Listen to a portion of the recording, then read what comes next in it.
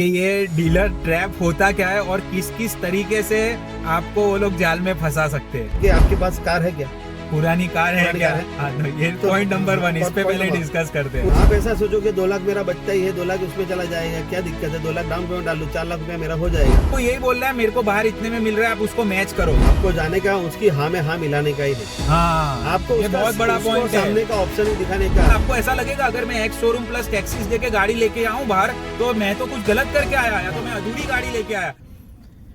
विशाल भाई, मेरा एक सवाल है आज ये कार डीलर्स के ट्रैप के बारे में कि ज्यादातर जो फर्स्ट टाइम बायर्स होते हैं उनको फिर ये एहसास ही होता है कि भाई वो ज्यादा पैसे दे के आ गए हैं गाड़ी लेते टाइम, और फिर उसका रियलाइजेशन उनको बाद में होता है। तो आई थिंक हमको आज डिस्कस करना चाहिए कि ये डीलर ट्रैप होता क्या है और किस किस तरीके से आपको वो लोग जाल में फंसा सकते हैं। देखो, ये आपका सवाल सही है, मगर एक और चीज मैं इसमें ऐड करना चाहता हूँ कि डीलर लोग कमाते कैसे।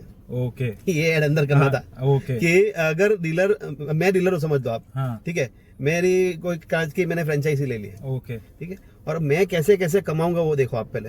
ओके, सबसे पहले कि कस्टमर आएगा तो मैं उसको कार दिखाऊंगा, ठीक ओके, है, और उसको मेरा जो रिप्रेजेंटेटिव रहता है या फिर मेरा जो उधर कोई रहता है आदमी, तो हाँ। उसको बोलेगा कि आपके पास कार है क्या?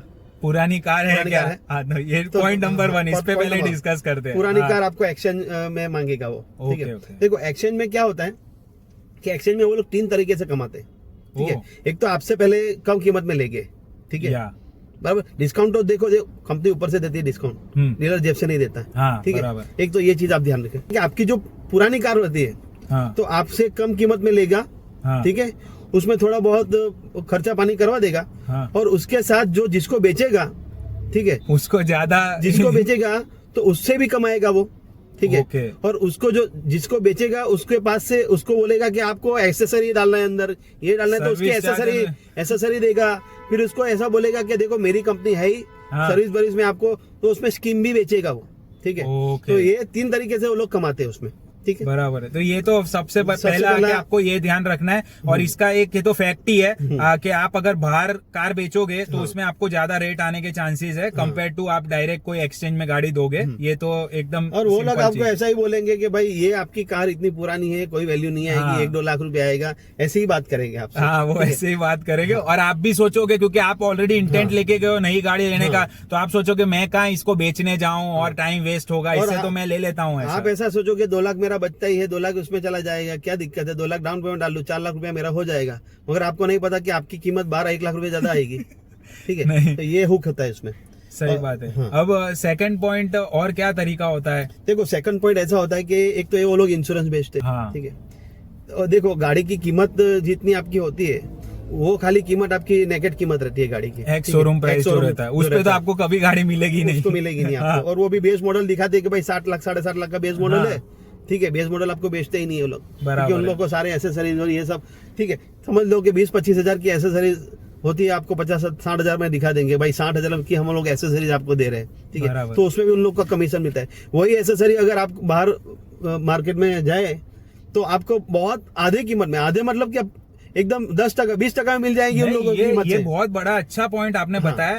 अभी क्या ट्रेंड चल रहा है ये मैंने ऑब्जर्व किया है, जाते हैं अपने कंपनी में हाँ। तो पहले समझो, बाकी सारे फैक्टर पे तो बाद में आएंगे, जो एसेसरीज का वो लोग सेगमेंट डालते हैं वो ऑलरेडी 25-30 हजार रुपए की या 40 हजार तक की एसेसरीज बताते हैं, बराबर है। फिर आप बोलोगे ना अरे यार ये तो बहुत ज्यादा है, तो वो क्या करेगा, सर एक काम करते हैं 15 हजार की डालते हैं। तो आपका एक साइकोलॉजिकल इंपैक्ट ये होता है भाई 40 हजार की जगह पे आप 15 हजार ही डाल रहे हैं ना, लेकिन आप ये देखने जाओगे कि वो क्या क्या वो ये सब नीचे का डालेगा और वो उसकी एक्चुअल वैल्यू तो 5-6 हजार रुपए ही होगी, चलो मैक्सिमम 10 हजार होगी, फिर भी आप उसको मतलब ऑलमोस्ट डबल प्रॉफिट तो देके ही जा रहे हो। तो इसमें ज्यादातर लोग फंसते हैं। देखो, ये एक दूसरी कमाई हो गई। हाँ। उससे आगे अपन ने इंश्योरेंस पॉलिसी से हाँ, बात की थी, उसका तो भी इसी- बात करते हैं। इंश्योरेंस पॉलिसी में भी उसको 30% तक का कमीशन रहता है हम लोगों का। क्या बात कर रहे हो? हाँ, ठीक है। 30 हाँ। तो मैं कम ही बोल रहा हूँ।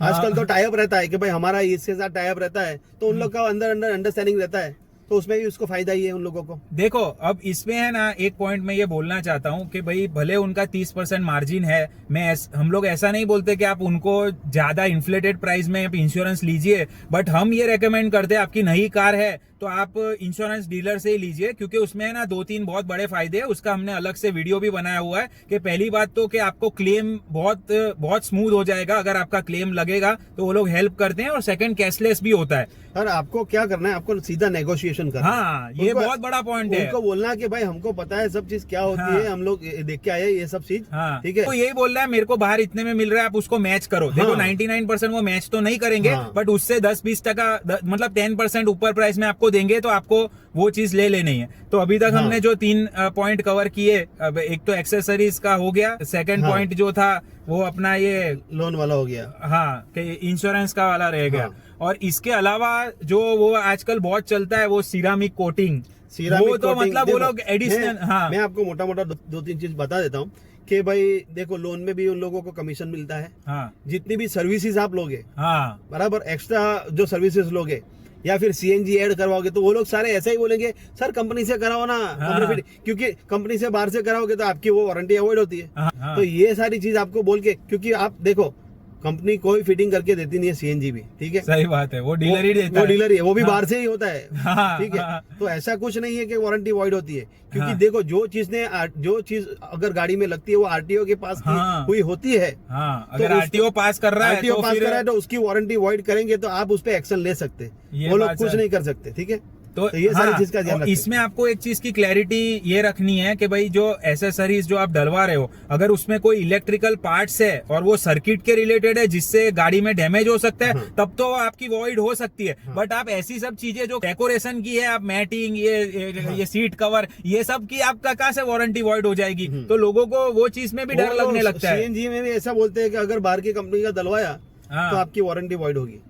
आजकल तो वैसा स्टार्ट हो गया है उन लोगों का। और दूसरा क्या रहता है कि और भी उनके पास बहुत सारे तरीके रहते हैं। जैसे ये वो लोग ये बोलेंगे कि भाई हम आपको सर्विस पैकेज फ्री दे देंगे। मतलब वो लोग कैसे भी करके क्या है, जो वैल्यू को स्टैक करना चाहते हैं। मतलब वो समझो 10 लाख की गाड़ी है तो उसको इन्फ्लेट करके वो लोग 12-13 लाख पे लेके आएंगे, और आप भी सोचोगे कि भाई इसमें मुझे लाख रुपए भी कम हो जाए तो मैंने बहुत बचत कर ली। बट आप उसकी एक्चुअल जो वैल्यू देखोगे तो उसमें आप समझ जाओगे कि भाई आप ऑलमोस्ट सब कम करवा के डिस्काउंट लेके भी आपका तो इसमें बहुत बड़ा लॉस ही होता देखो है। आपको क्या करना है, सीधी सी सलाह है, आपको जाने का उसकी हाँ में हाँ मिलाने का ही नहीं। हाँ, आपको ये बहुत बड़ा उसको पॉइंट है। सामने का ऑप्शन ही दिखाने का कि एक डीलर है, हाँ, ठीक है, समझ लो एग्जांपल देते हैं कि हाँ। हुंडई की कार है, हाँ, तो हुंडई का एक डीलर पर्टिकुलर एरिया में रहता है, हाँ। दूसरा डीलर अलग एरिया में रहता हाँ। है, तो उसको बोलने का कि भाई ये दोनों के पास चले जाने का आपको, हाँ। बराबर, नेगोशिएशन करने का जितना पॉसिबल है, नेगोशिएशन करने का, हाँ। फिर उन लोगों को दोनों को लड़ाने का, सीधी बात है, सही बात है। बराबर। उसको हाँ, बोलने का कि ये पार्टी मेरे को इतने में दे रही है, हाँ। तो तुमको क्या दिक्कत है,